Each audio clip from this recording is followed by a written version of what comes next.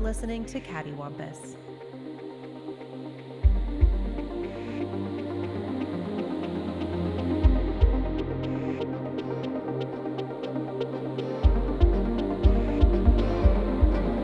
All right, guys, we did it. We are here. We are at the end of the fucking Red Ribbon Army saga.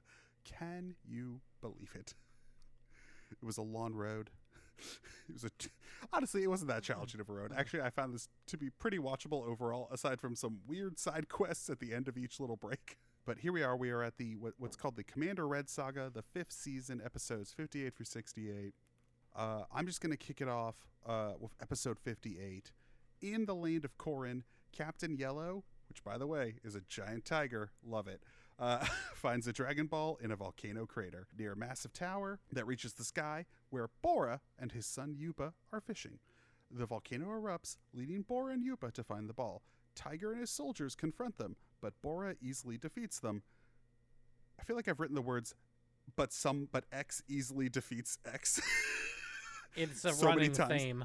It is a running. It is one of the great thematic motifs of the show. Anyway, Tiger kidnaps Yupa. So is it Yupa or Uppa? I think it's Upa. Upa. Yeah. Upa. Okay. Doesn't matter, because however the English dub is saying it, it doesn't feel accurate to whatever ethnicity they're supposed to be. Tiger kidnaps Upa and demands the ball as ransom, but Goku arrives and defeats. Sorry, I wrote Tiger in the notes, and I meant Captain Yellow, but I just started calling him Tiger. He's just a tiger. It's fine. There's no discernible difference. Captain Tiger, Captain Tony the Tiger, was like, "This Dragon Ball's great. The Tiger Army. This Dragon Ball's great. Kidnapping a child for ransom is great." So anyway, he kidnaps Upa for ransom, but Goku arrives, defeats Captain Yellow, the tiger, saving Upa by catching him with the Nimbus Cloud, revealing he can ride it, which feels like it's going to come back later. In my mind, I'm always writing down notes of like, does this mean something? Anyway, so Bora gives Goku the ball as like they meet and they talk at the end and goes, "Hey, here, thanks for saving my son. Here's the Dragon Ball." Meanwhile, General Blue traverses the desert and arrives at the Red Ribbon Army base, where guards fail to recognize him, just as Commander Red recruits the notorious mercenary Tau. Listening to you describe it, I'm like, oh, was this the most complicated episode of the entire season? No, actually. I think it's really important for, not all for all three of us. I've taken this on myself, as I don't skip the, so Crunchyroll lets you skip the recap. Yeah, you got to watch the recap. Because the recap seems to have crucial information that is not in the episode. You got to watch the recap, especially, I love that dude's voice. Like, I just wanted him to narrate everything I do. So he just kind of yada's leaving the penguin village. It's like, oh, it seems very easy to leave that dimensional rift or whatever the hell is that. So Bora and Upa are Native American, which... We're assuming this is America, first of all. Yeah, so is Dragon Ball set in America? They're just trying to touch on every single race they can, apparently. Everyone will be offended, damn it. Everyone. I like that Captain Yellow, the tiger, is kind of vaguely World War I era pilot coded. The Red Baron. Yeah.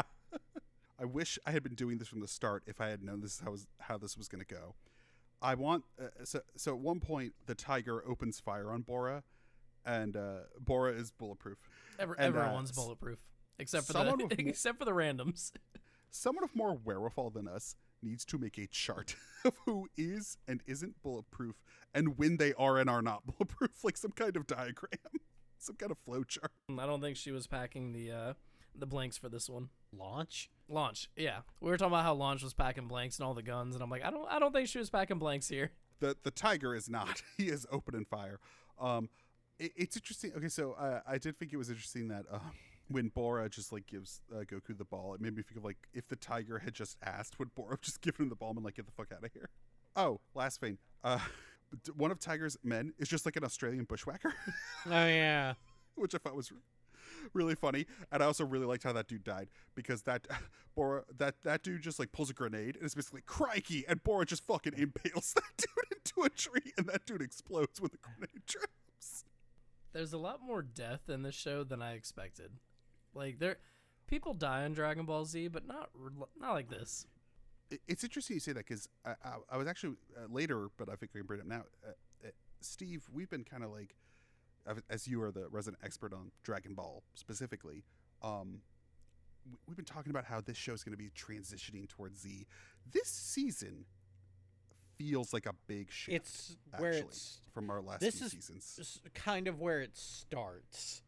This season feels like the organic shift where even Goku is like kind of pointing it out, where he's like, "Oh, I have to take this more seriously. Shit's getting real." like as stuff is going on. This might be my favorite season of Dragon Ball. Not to tip my hand to our final thoughts, but this was pretty solid. Aside from some very weird things, but at this point, we just have to accept there will be some very weird things, won't there? I feel like, and maybe I'm wrong, but I feel like if you're enjoying this season, then you're really going to. I know you've already seen the Saiyan Saga and you didn't like it then, but I think if you're starting to 20 years ago, I think if you're starting to enjoy, and I had no this, context. Maybe you'll enjoy Z more.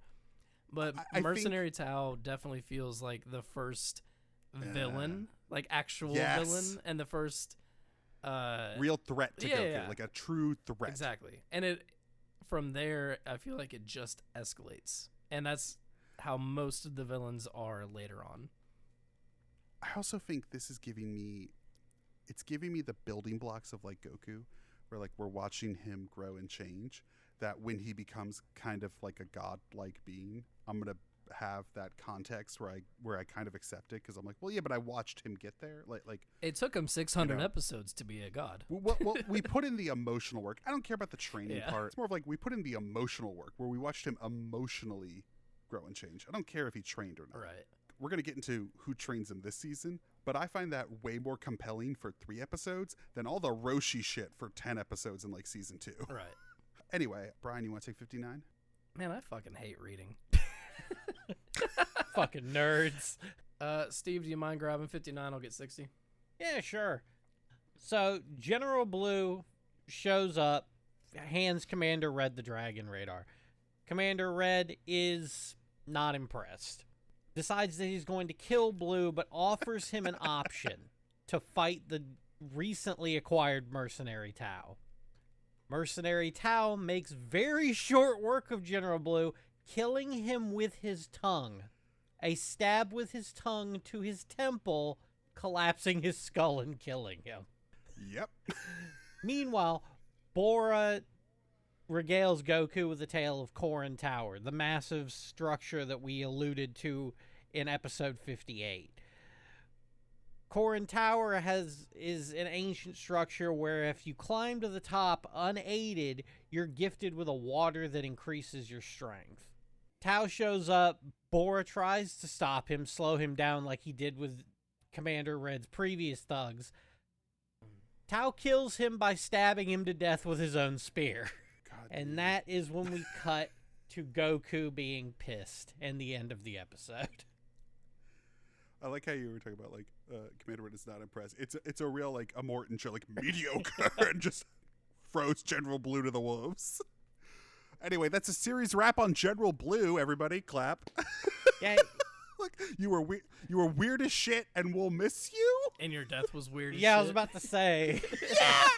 You died as you lived. Weird as shit. Got tongue punched. Whoa. It's hard to describe. I got to tell you, I wrote the notes, and I was like, how do I describe what happened to this guy? I was like, I do not know how to write down what just happened.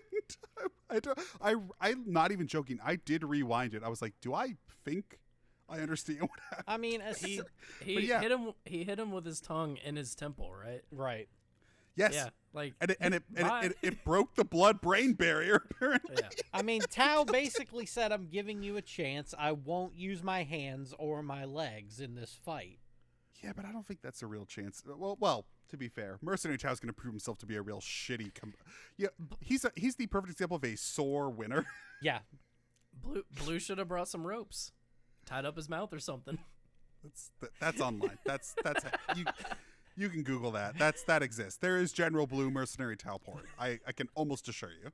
About to There say, has you're to be. implying that you don't think that General Blue owned a ball gag. That man owned a ball gag. Several.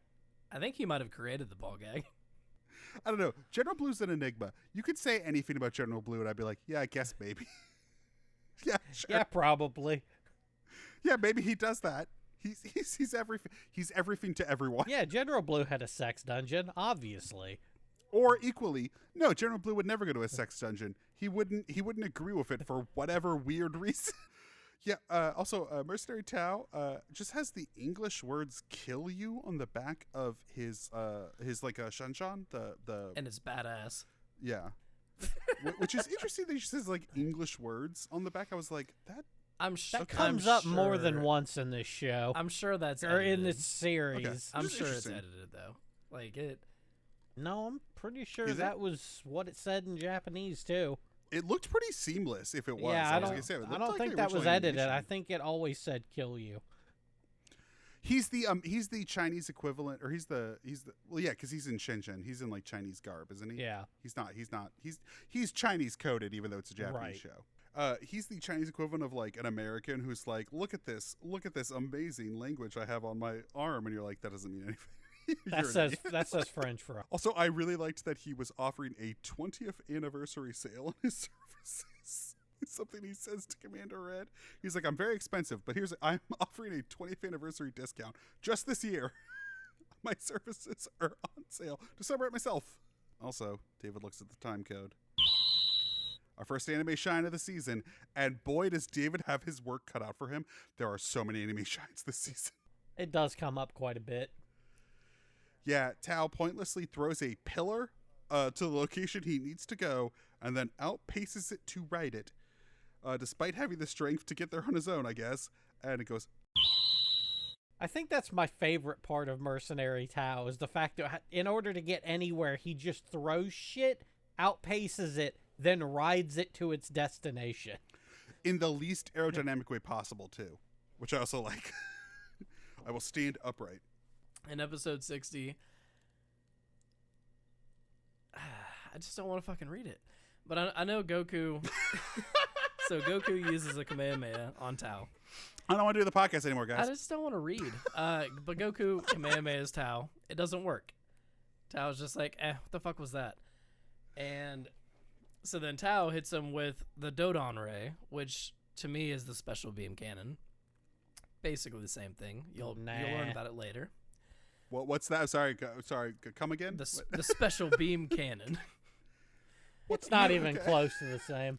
It's not the same, but pointing a finger and shooting a laser, I don't know. Should I go get a drink while you guys debate? I don't. But so anyway, he blows a hole in Goku's chest, which the animation made it look like it was a actual hole. Like when it happened, The I was animation like, made it look like he was completely incinerated. From I head was to like, toe. Goku is dead.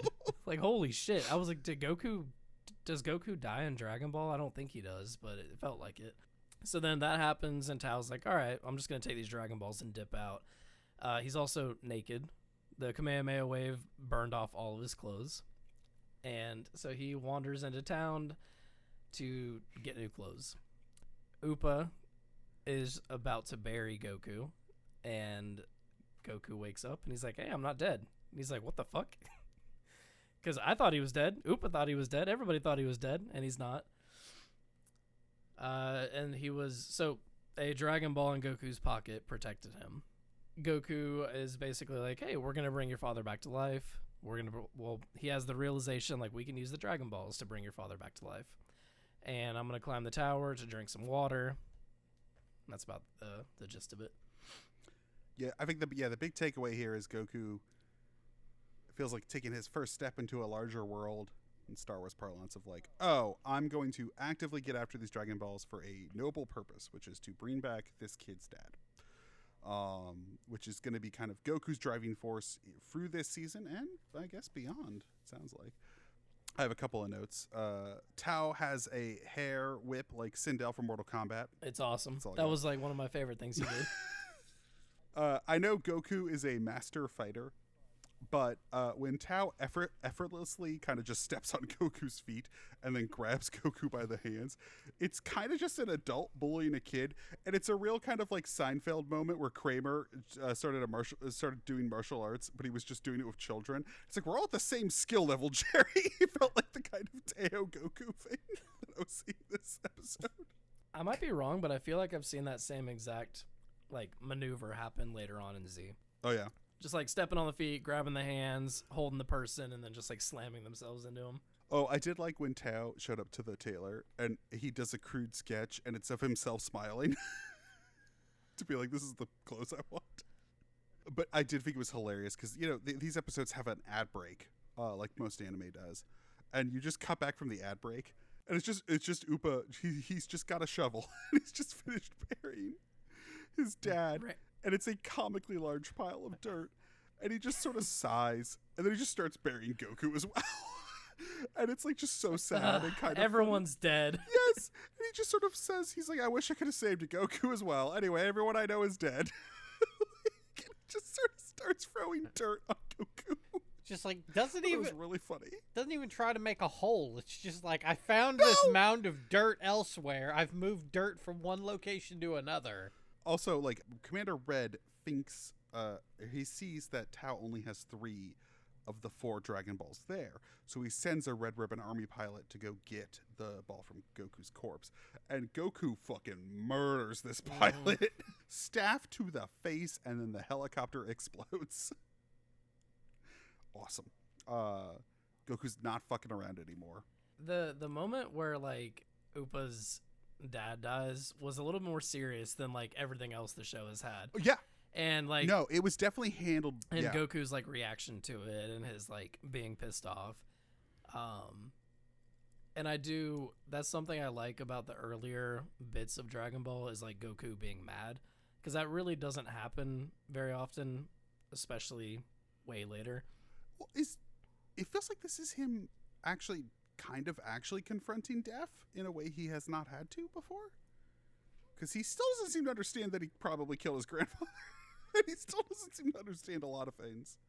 But this is the first time he's just been like, wait, these people are like legitimately evil. I watched them kill somebody, and I'm going to make it right.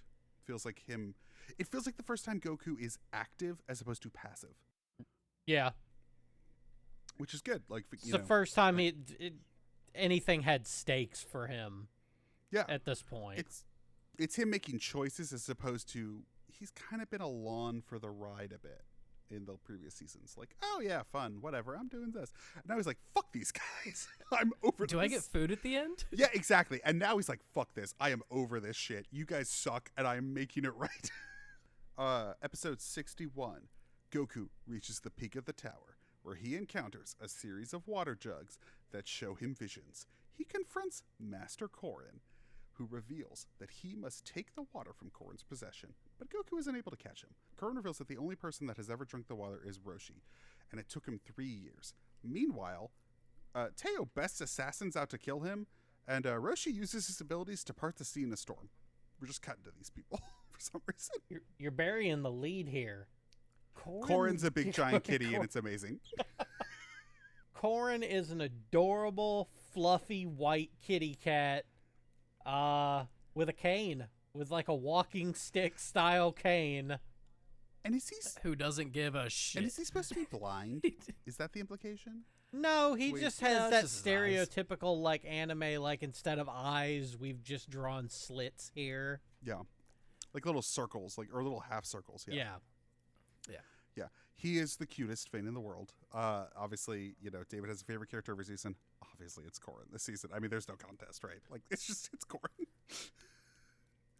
I just love that he cares, kind of, but it's more of just like it's a game to him. Like all of it's just kind of a game to him. He feels like what Master Roshi is like this perverted sex pest version of like the aloof, comical, but wise martial arts master. Korin is the thing. Like Korin is that, you know. Also, he lives in a Cloud City-esque tower that's like a studio apartment, which is hilarious.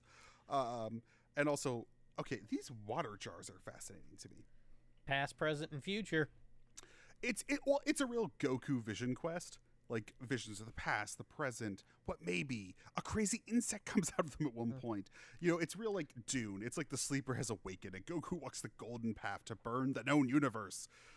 let that Laurie Coulter scream from the Hans Zimmer Dune score ring out, baby. Did he put it in? Can he legally acquire that? Does that feel like it's going to break us on YouTube? Maybe he shouldn't. Maybe he should just put Anime Shine in its place. Steve, is Corrin's tower not the same as Kami Tower? Or are there different towers throughout the world? I would explain if it wasn't a spoiler. So there's another Okay. tower in the clouds. Oh, so the commies are going to come take the cat's tower. You'll see. Is Corin okay? Steve, don't fuck with me. Is the cat okay? The cat is fine. Thank God. Woo! The cat is fine. But All right. yeah, As I was watching it, I was like, wait a minute. Like, I mean, obviously, watching Z and watching, like, blah, blah, blah.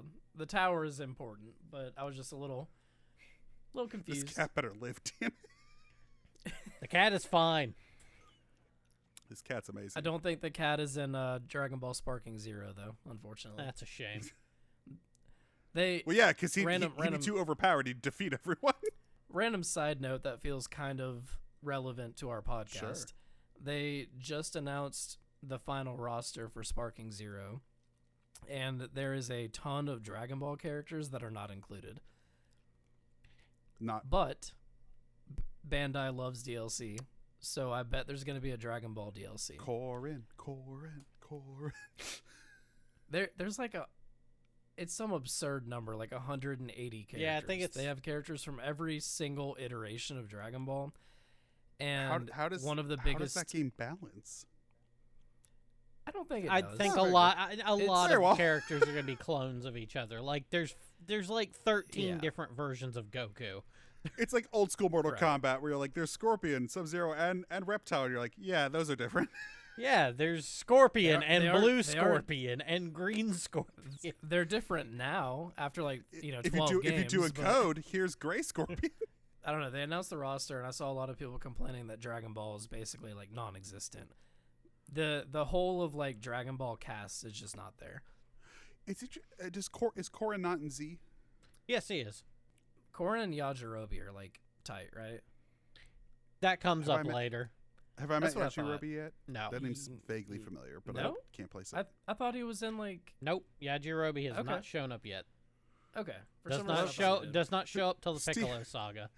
Steve, I love how protective you are of my experience because, like, Brian starts talking and Steve's like, no, do not. Not yet. Yeah, Not just- yet.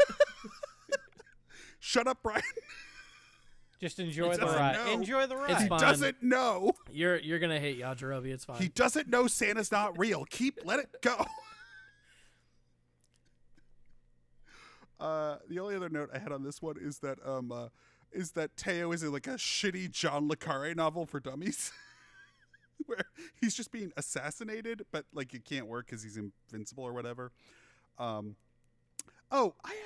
actually did a question. I could not really understand the point of the Roshi scene. What is there a reason we cut to him in the storm and he parted the sea? It I'm didn't come back assuming- this season, like I'm as a thing assuming that I could the- track. I'm assuming the only reason is to show like Roshi trained, Yoshi drank the water, Yoshi can Right. do this. Okay.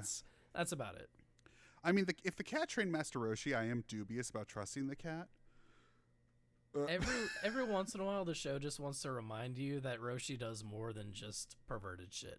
Maybe it's like a Luke Skywalker thing, where like we love Luke Skywalker and he fucked up with Adam Driver. It's like we love this cat and he really fucked up with the cat, but the cat fucked up with Roshi. Roshi is the Kylo Ren. I mean, I see what you're saying. I get it. I also just, I think I hate Star Wars more and more as time goes on. That's the only reason I'm a little like, I don't know. I'm so checked out of Star Wars. In the last 5 years, so from 2019 to now, there's that season of Andor and most of season 1 of The Mandalorian, and that's kind of it. Yep. But also, to be fair, I mean, I remember I was there. The prequels weren't good. People like them now, but it wasn't good. Star Wars has been bad for a long time. It's been bad for most of my adult life. It's been bad for most of my Sorry, life. it's been bad for most of my life. It's but been bad for most of forever, with the exception of like 2 movies. It's pretty much been bad. Statistically, most ongoing stories are bad. It's just there's these highlights. Like Star Wars is a good example of like everyone got angry when Disney like made all the books not canon. I've read a lot of those books. There's good ones, but yeah, they needed to undo like I'm sorry, like it was bad. So Like, this need to might be undo a it. good comparison. I would say that Dragon Ball as a whole, even with the spin-offs, the fan stories, and the side bullshit, is better and more interesting than Star Wars. Maybe not as a whole, like maybe not those two movies. They're That's probably a- not comparable. Yeah, and that's a personal preference thing more Well, than. I would say Dragon Ball, you need to compare it against something else that is also just a multi-episode thing, or that is based on a specific singular comic. Whereas Star Wars is multiple creators, multiple Right. mediums, multiple platforms. Because I would also say with Dragon Ball, you would also, to make that right, you'd have to add in the games, you'd have to add in GT, you'd have to add in the American movie, you'd have to add in a bunch of stuff and be like, well, if I'm just counting Dragon Ball and Dragon Ball Z, I can step away and go, that's good. But you got to count everything. No, And- that's what I'm saying with everything. I'm saying everything, including the spin-offs, the games. Mhm. I think it maintains itself and being more interesting than Star Wars does. At least in my opinion. I think Star Wars lost itself a very long time ago by focusing on, or I guess Dragon Ball as a whole focuses on Goku, and Star Wars as a whole Whereas Star Wars' focuses on mistake Skywalker. is focusing only on the Skywalker. Yeah, Star Wars yeah. has the opposite problem, where they cannot let go. Well, because see, I think that's what I'm saying basically is that Skywalker needed to go away and we needed to go into other directions, whereas Dragon Ball staying on Goku mostly fine with me.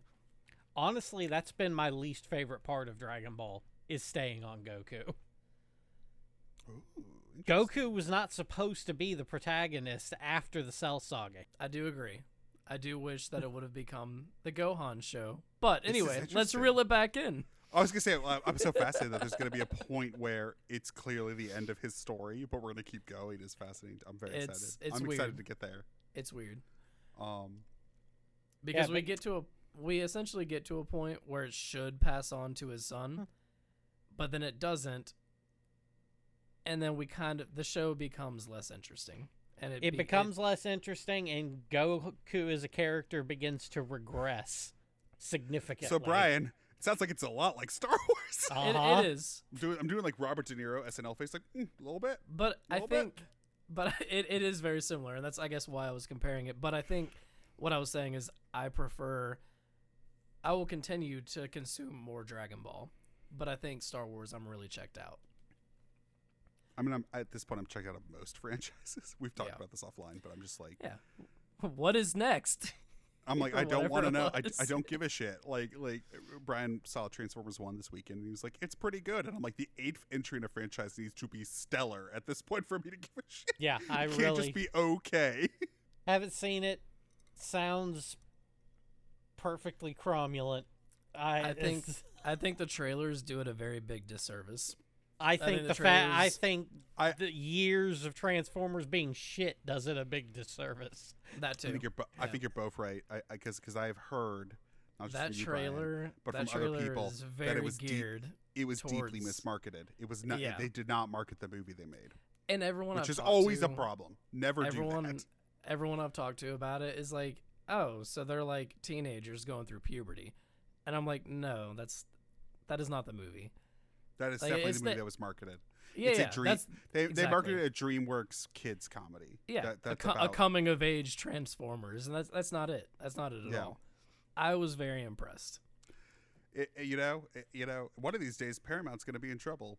Looks off camera.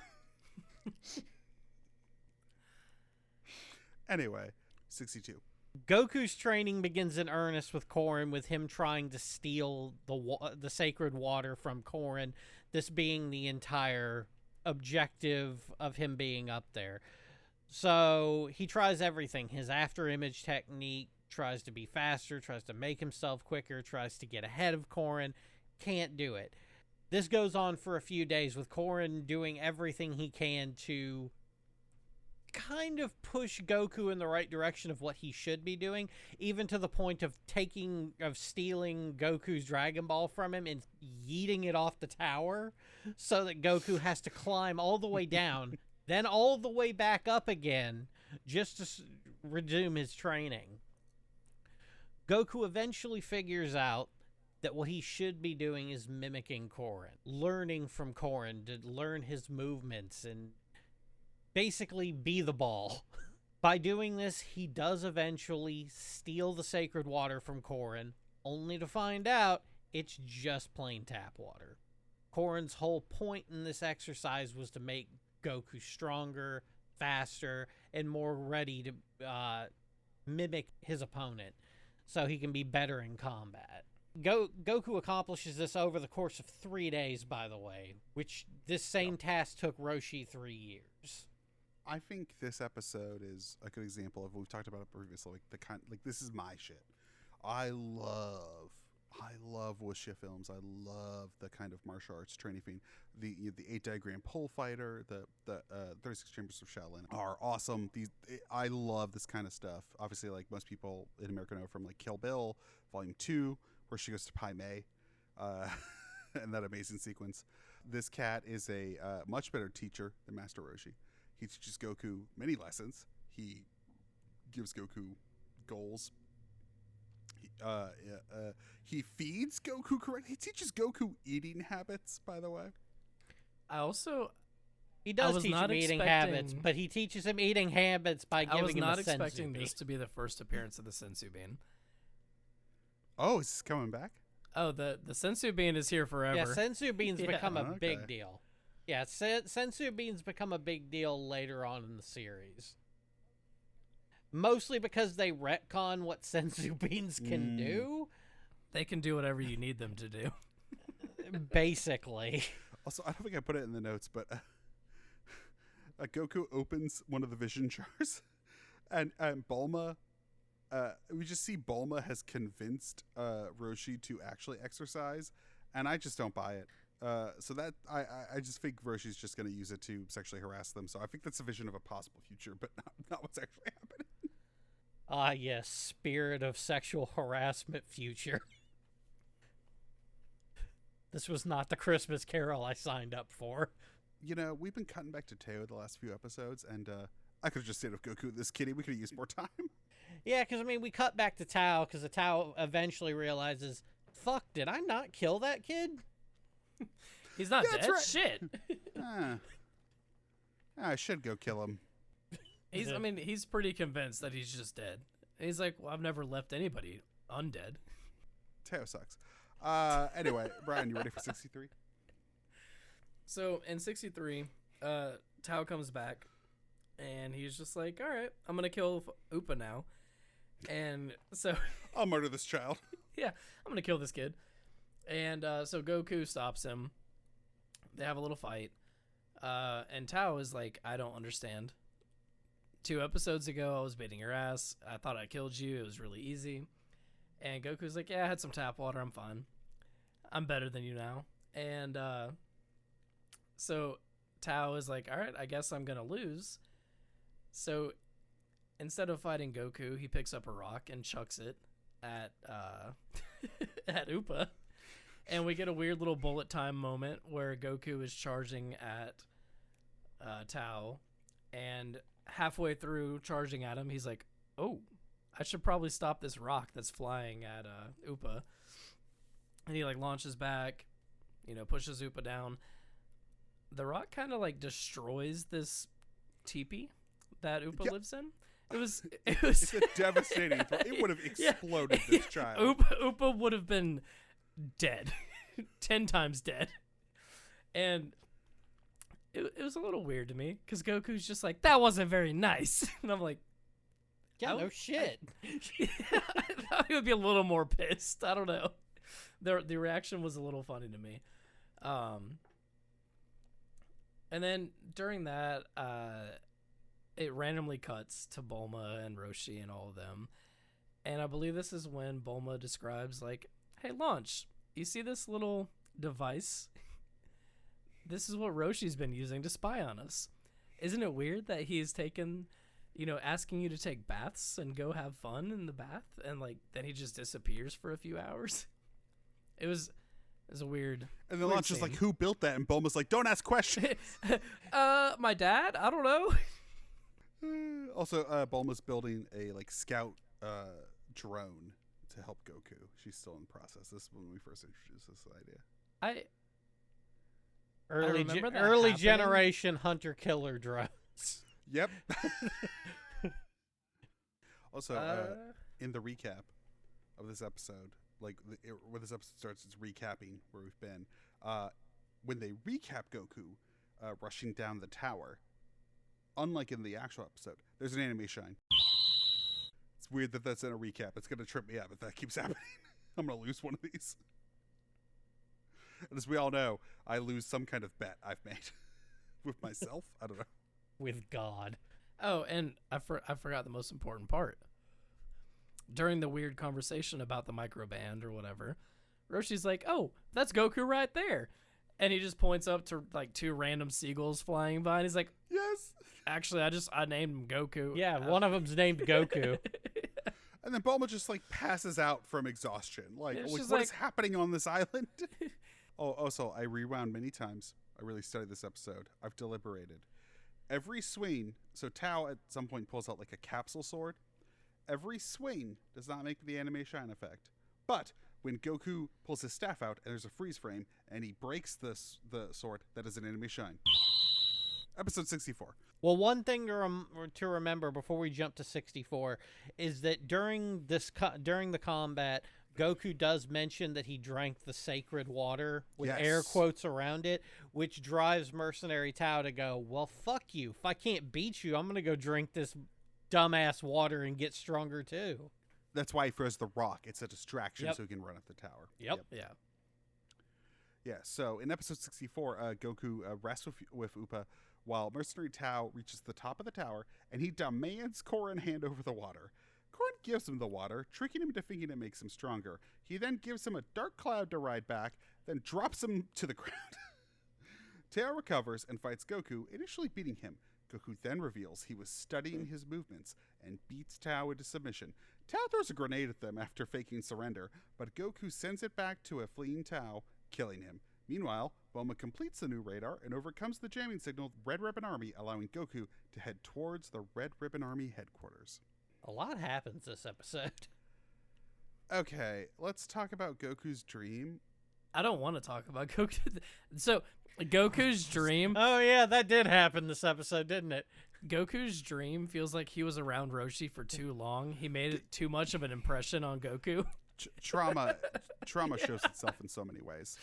And it was I was watching it and I was like, this is so strange. I get it. I understand that Goku needs to do the PAT test.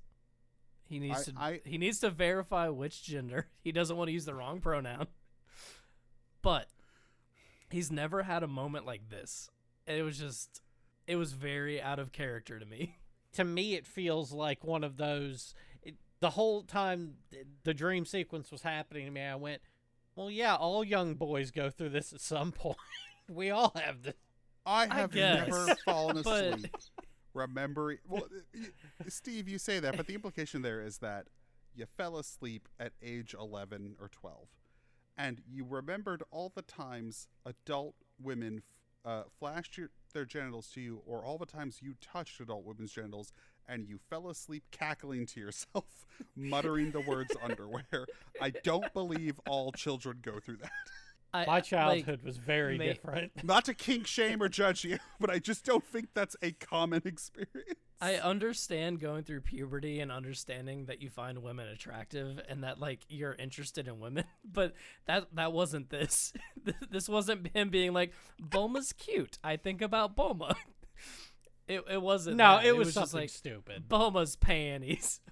I gotta slap Bulma's genitals. I don't know what it was. It was weird. It was we gotta fill time. It felt so out of character, and so because maybe I'm wrong, Steve. You've watched all of this. I don't think this comes back. I would hope he doesn't have this dream again. Is Goku becoming a monster? Yeah, this is a recurring dream. No, this never comes up again. This is a one-off. You can't see it in the podcast, but David's eyes just went very wide. I think I'm out. Oh my god. This Also, was Toriyama dealing with some trauma. it's some. Also, I like that Koren spits in Tao's water and is like, yeah, it's special now. Did he spit or did he like stick his tongue in it and like wiggle it around? Oh, That's thought he kinda what I spit. thought he spit Is in that- it. is that I not could what have he did? sworn he did something to his water. For some reason, I kind of viewed it as him like sticking his tongue in it, like I licked it. It's mine. Like here's just my germs. I thought he spit in it, and then also like just the continuing thing of like, oh yeah, knock that column out, and then he just like secretly breaks it, and then he's just like, oh yeah, you fucking did it. Anyway, here's the cloud. You're real fucking strong. Yeah, oh yeah, you're so good, man. Anyway, take this cloud down. Drop. Like, I just love that this cat fucks with him. I liked the dark Nimbus. I don't know that Yeah. ever comes back. It does not. So I kind of Because assumed. it doesn't work. I think that's Koren being like, fuck you. So I kind of, when it popped up, I kind of assumed that is the version of Nimbus for like the evil people. I did Which too. is, it's a little weird that like he controls it. So what does that say about him? But I don't think it's real though. I think it's just Koren using his abilities Yeah, to fuck yeah. with this guy. Like I initially thought, oh, that's a real thing. I don't think it's a real sentient thing like the Nimbus. I think it's just Koren being like, oh yeah, I can give you everything. You're good. You're good. we have you're good. elevator Drop, limo service. motherfucker. Like, I fuck honestly, you. I honestly wish that would have just killed him. That Now, would have been also, great. That random- would have been great. Random side note, that it was hilarious to me when he was like, oh, standing in the perfect position, I can just drop a jar on his head and kill him. And the cat was like, the cat yeah. literally said, he said something that sounded like we would say it today, where he was like, weird move, bro. Yes. Don't do that. Yes. Yeah. So Tao sees the jar and goes, I could drop this on Upa's fucking head right now. It'd be perfect. And the cat's like, that's fucked up, dude. The cat's like, Don't do that, whoa. brother. Yeah. The cat says something to the effect of like, you're pretty twisted, man. like I don't know what to tell you, man. That's fucked. That's weird. That's a fucked up thought. For dude. some reason, that stood out to me. I was like, that sounds like something. The dialogue sounded It felt like very modern. current. Yes. Yeah. It did. It did. And he was just like, whoa, dude. But yeah. I also liked when Goku kills Teo and he kicks the grenade back at him. We cut back to Korin in watching in one of the jars, and he just chuckles like, "Haha, you're dead." Yeah. It was like when Jean-Claude Van Damme dodged over the fucking pickup that exploded in Hard Target earlier in this podcast, and he goes, "Haha, yes." Like it was like when Korin. That was like Korin being like, "Haha, he's dead." Okay, so 65, kind of a filler episode, but we cut to Colonel Violet, a young woman searching for a Dragon Ball deep in the jungle.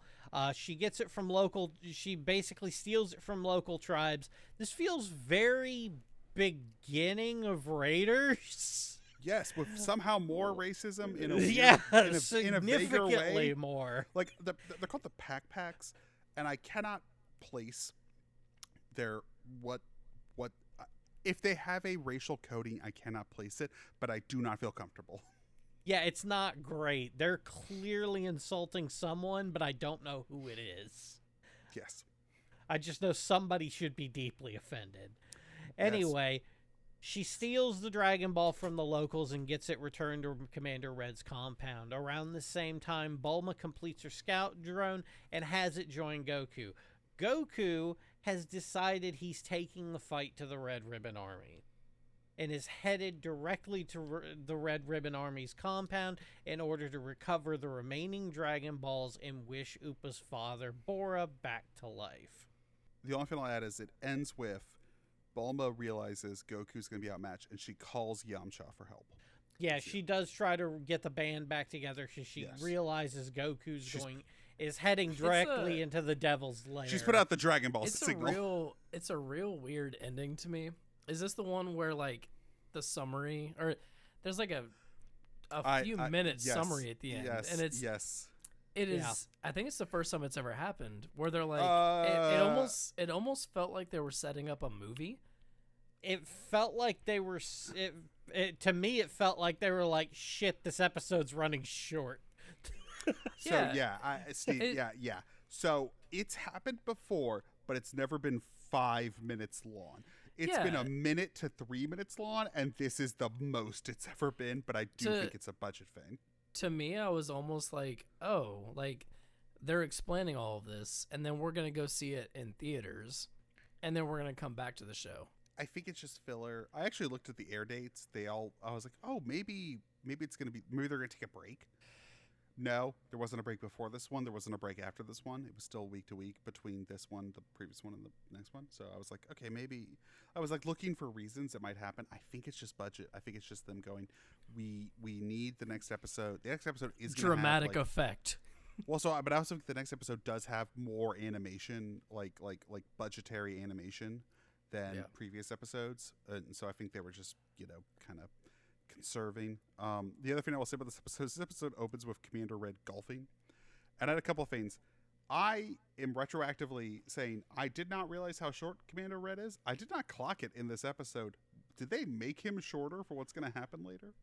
He's always sitting, isn't he? He's always been tiny. He's always been short. Even when he was standing, I just didn't clock that he was short, and that's going to be a thing later. I seem to remember.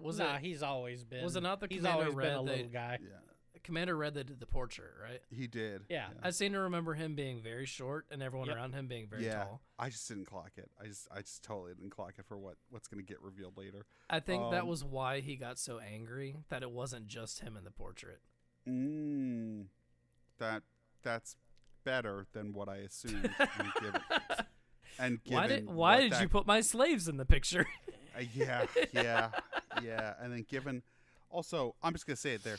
Okay, apparently his aide is named Black. I don't recall them saying it in the episode, but in all the descriptions, including on Crunchyroll, they call him Black, and I'm like, where is this coming from? This sucks. Is this really his name? They name check him one time. When did they do it? I totally missed it. It's not until the very end of this saga. Okay. He goes by and he calls himself, I am Commander Black. And I'm just like, that feels a little fucking on the nose. That sucks. I don't like that. Also, when he was golfing and he was holding the Dragon Ball, I really thought he was going to golf with the Dragon Ball, which, by the way, that would be such a supervillain move. That'd be so fucking cool, but he didn't do it. I don't need these wishes. I need a hole in one. Also, hell of a flex. This is just in the English dub. I don't understand why. Why does Colonel Violet sound like she's on Ambien? I don't know. Why? Right? Like she's just like so monotone and so like, I don't care. Why is she just like a chill Bulma? Yeah, like she's just like, whatever. I'm just here to steal the money. Goodbye. I'm on lithium. I think she should have been introduced earlier. I think a lot for what happens with her. Yes. Yeah. Did she come back? No. Wow, that's weird. I think my issue with a lot of Red Ribbon stuff is that like they just show up. They're just problems. It's weird because you'd think you'd make Violet the woman from the amusement park, or you'd make Tiger the one who comes back and steals the vault from later. Like there's like two extra Red Ribbon characters that I don't. You know what I mean? Like we got to combine some. They added a femme fatale for no reason. Yeah. Other than they just needed one more character. I definitely prefer the Red Ribbon Army that we get later. It's the same Red Ribbon Army. It is, but I prefer under new leadership. Clearly, though. No. Not to spoil the next two episodes, Steve, but I assume under new leadership. I prefer the fallen soldiers of the Red Ribbon Army that, like, in their mind, cowardice deserters. Army, you mean? They're like, we ruled the world. We're strong. Like we did it all, and they're just leftovers, basically. I don't know. I love that. It was hilarious when her like pilot gets fucking murdered with an arrow, and she's like, "Oh, he's sleeping." Also, random thing. So they call to Yamcha, but like Launch before they do that, Bulma is like sitting next to like Roshi and Launch is like, "That's the Red Ribbon Army headquarters." I'm like, Launch, how the fuck do you know where the Red Ribbon Army headquarters is? Launch, what are your war crimes in the like? Launch, why do you know that? She defected. She says it very matter-of-factly, Yeah. like... Bulma sends the launch drone to meet with Goku and then sends it ahead of where Goku's going.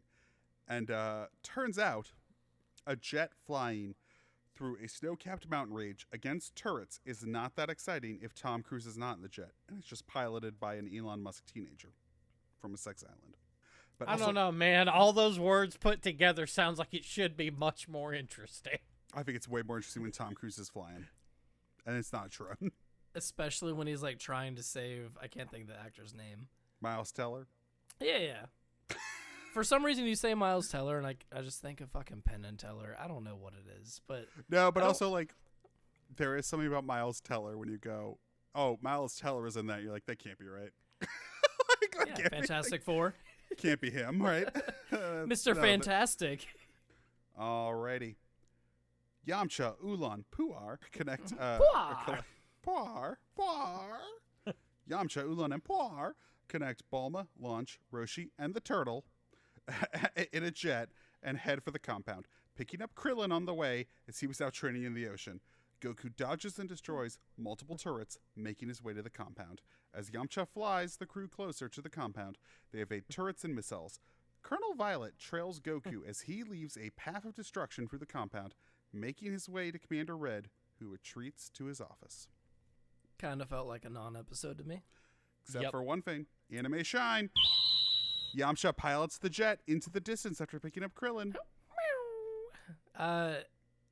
Honestly, the ending of all of this felt like a non-ending to me. I thought there was some decent animation in the next two episodes. Yeah. I will say, like, it's actually well animated.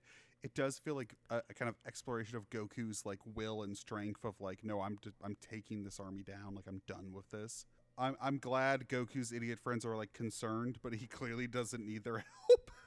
Like, he just kind of I think barrels through. I think at this point, would it make sense to do a recap of the last three and then just kind of talk about the whole three? After this one, yeah, I think we can combine the next two. Okay. Yeah. Because the other thing I will mention is two things. One, there's actually a second anime shine. Because Yamcha gets so a tracer missile comes after them, which Bulma recognizes, and I go, who'd you launch that at? What war crimes have you done? And then another anime shine happens when Yamcha pilots the jet into the distant sky yet again. I also thought it was really funny when a soldier like shoots Goku in the face and he says, watch it, and the soldier gets like horrified. And then this episode ends where does Goku like he breaks through the levels of Commander Red's kind of like command tower. And I thought it was really funny that he burst through the entire... We can assume that it's the same as the puzzle tower. Yeah, I thought it was really funny that he burst through the floor.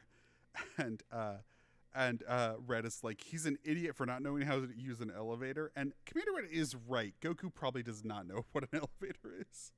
No. But I don't think that's come up for him.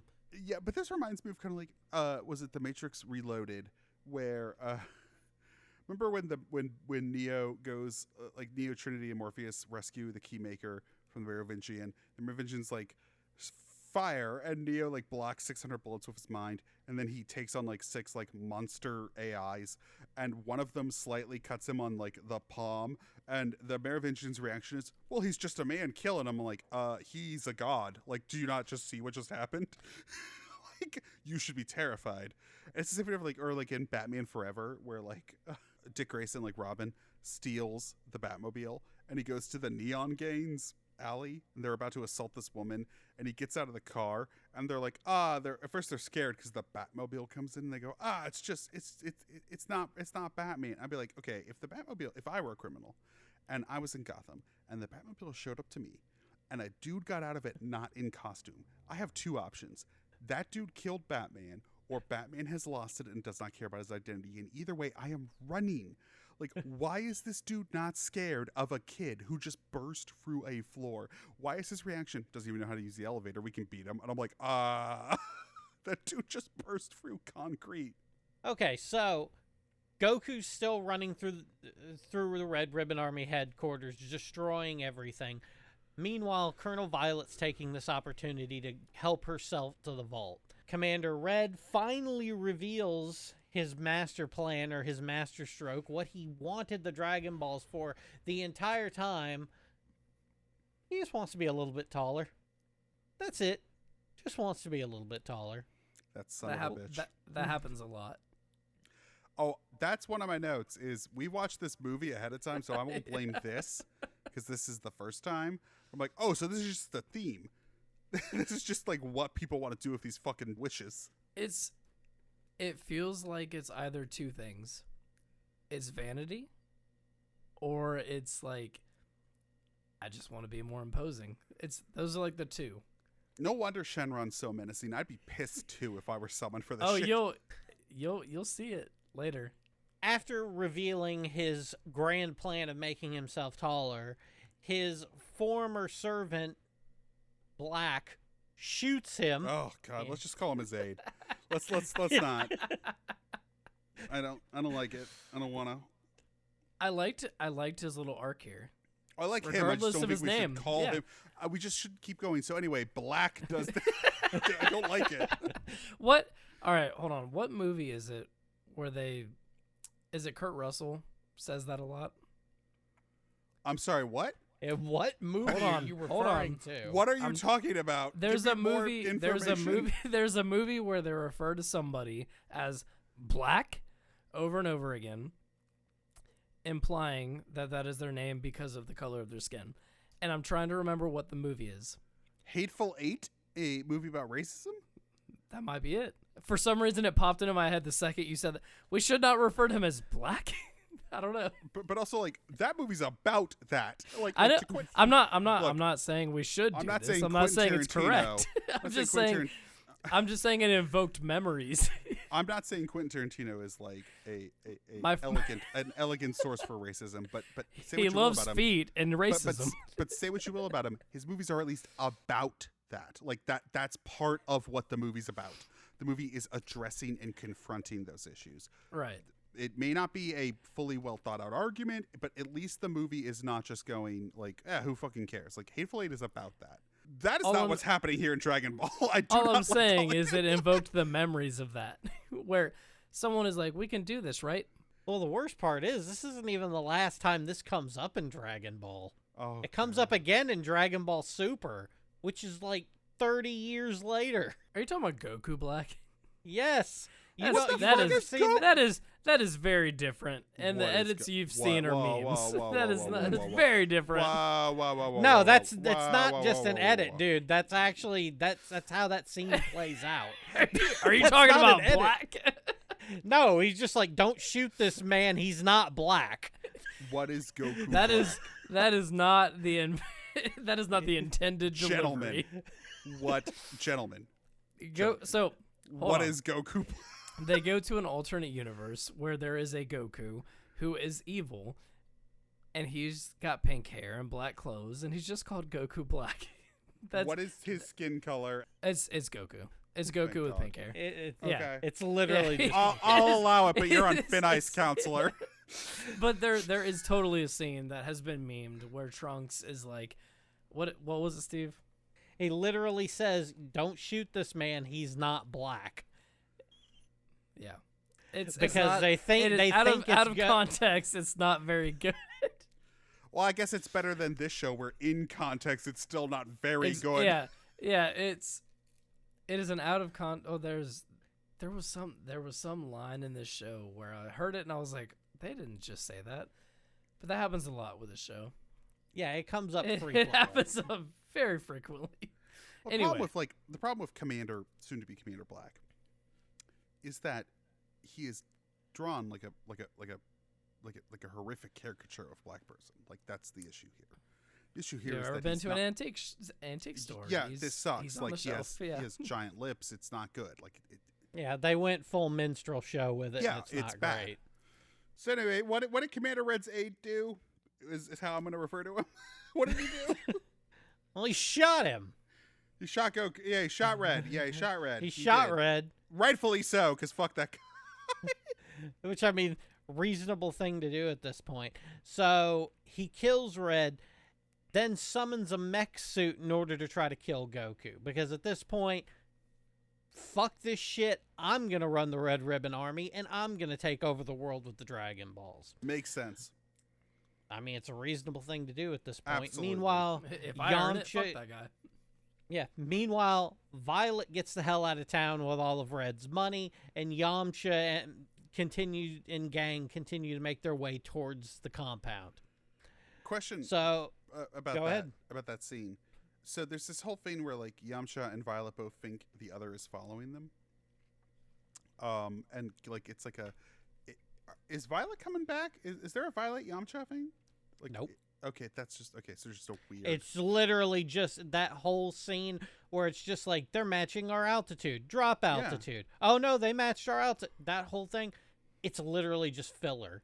Feels like set up for something like that. It's set up for nothing. It literally never comes up again. Great. After this, you will never see Violet again. Yeah. So anyway, episode 68. Black is now Commander Black. He's in a mech. He's got a mech laser, and he's aiming at a child's genitals, and that's where this show's at right now. Is that what we were meant to believe he was aiming at? That's legit where the target stops because he's upside down, his legs are spread, and they make the.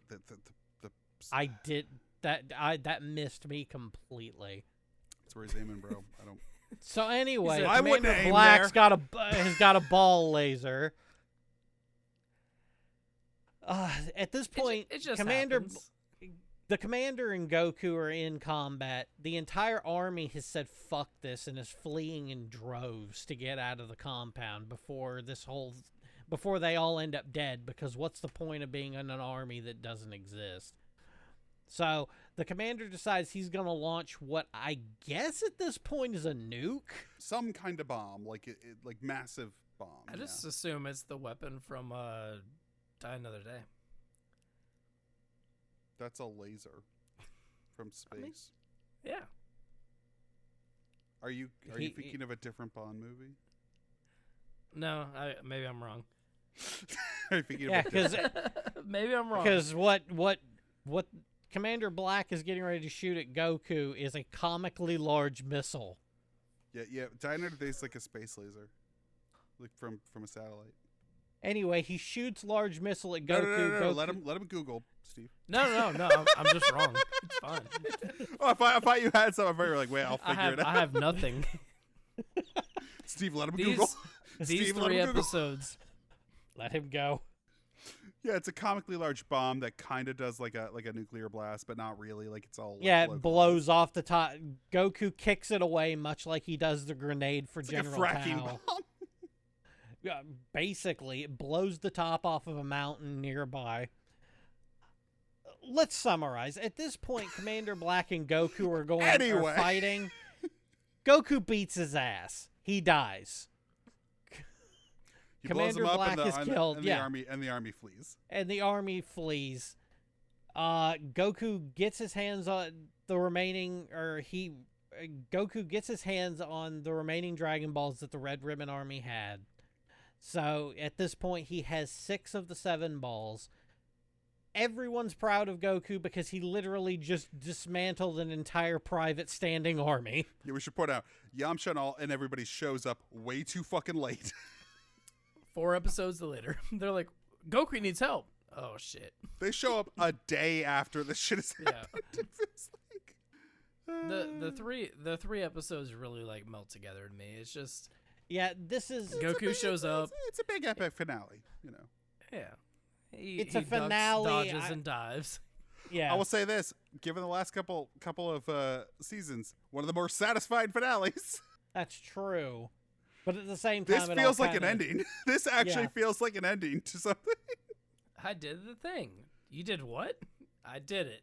End. It's a little bit of a clip show where Goku's like, "You won't believe what happened to me." Although we did see Yun Roshi when he's like, "I remember also climbing the tower," and boy, That is Roshi, such a weird, yeah, little thing. Like, here's young Roshi. I'm like, that is not okay.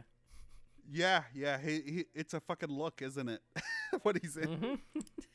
It's something. He's like he looks like he's in Miami Vice. Like, I don't know what else to say. Like, Roshi looks like He was like dressed like Don Johnson from Miami Vice climbing the tower. I'm sure at that time he thought it was a look to pick up girls. Well, it feels like a modern look in the time the show was made, but it's a flashback to Right. however long ago. Yeah. Also, there is one thing I will point out. As the army flees and everybody's lost, we just cut back to the office, and that weird Batcat thing that was on Commander Red's like lap the whole time just stands on the desk triumphantly as the flag falls behind it, implying he's kind of the new commander, and I kind of like that. Sure, kitty cat, you can have the reins. Yeah, so basically this season ends with Goku defeating the Red Ribbon Army and going, hey, I got 6 Dragon Balls. And Bulma's like, I'll help you find the last one. And we're going to bring Upa's dad back. And I was like, oh, cool. Okay. And the next saga is Fortune Teller? Fortune Teller Baba. Yep. It's an interesting saga. I won't call it necessarily good. It's just interesting. How prepared should I be for sexual trauma? Sexual and racial trauma. Not terribly. The thing, to me, this... Not terribly, but it's there. Slightly prepared. I mean, present. Roshi Just shows a little prepared. Yeah, I was about to say Roshi's there, so there's probably something I'm not remembering. Jesus. I know I've like said it every time we talk about it, but like as a whole, I'm very checked out on Dragon Ball. It's just not my thing. And I hope Z is your thing, David, but it probably won't be. I will say I liked a lot about this season. I actually quite like the diversity of like action in the sense of like you got to climb a tower. You got to like, you know what's cool about it? He climbs the tower. He meets this cat and it's like you don't fight the cat. The cat's just going to like, it's a chase. Like I like the change up of action. Feels like a real like adventure saga. And I think that the show's been more or less pretty good about that of like last season. Oh, underground pirate base. Like there's a lot of variety. And I feel like my concern about Dragon Ball Z is you lose that. We're gonna lose all of that. We're gonna be fighting in the sky for 40 episodes. Yeah, and that's one of the reasons I enjoy Dragon Ball so much is that there is a diversity to it. Is not racially everything. I mean, it's there. It's not good, but it's there. We have them all. The stereotypes are quite diverse. It's a kind of diversity. We did them all, David. What do you want? I know that Dragon Ball Z is known for having Mr. Popo, but outside of Who? Mr. Popo, it's fine. You don't want to know. You see Mr. Popo in Dragon Ball. You don't want to know. You're introduced to Mr. Popo in Dragon Ball. I've not met him yet, though, right? If Commander Black offended you, you're not going to like Mr. Popo. Outside of Mr. Popo, I feel like Dragon Ball Z stays away. Don't Google it, David. I did. It's like, I did. What if we made an anime version of It's a Donald bad. Glover video? Mr. Popo's bad. I don't like Mr. Popo. Oh God! If you watch the right edit, he's blue, so it's fine. Is that the one on Crunchyroll? I hope to God. I don't think so. No, it is not. Why? If it makes you feel any better, I don't think we're supposed to believe that Mr. Popo's human. Yeah, it doesn't make it better. It doesn't make me feel better. If that's to answer your question. No, it doesn't make me feel any better. Oh, he's not human. What is that saying about what he looks like? You know what? That he has pointy ears.